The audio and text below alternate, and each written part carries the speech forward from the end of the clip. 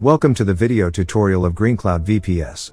Today, we will show you how to use EPYC cloud resources to create a VPS. First, log into your VirtualFusion dashboard. Open a web browser and navigate to the client area login page. Click Services, then select My Services. Find the product or service you wish to VNC and click it. Continue clicking Open Control Panel. After accessing the control panel, click on Create Server. Next, click on your VPS plan. This will display the locations of your choice, allowing you to select the configuration parameters for RAM, CPU, and storage. Then, click on Create to set up the VPS you want.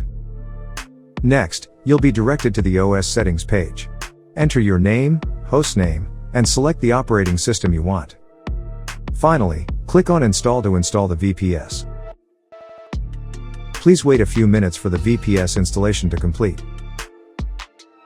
Your password and VPS information will be sent to your email.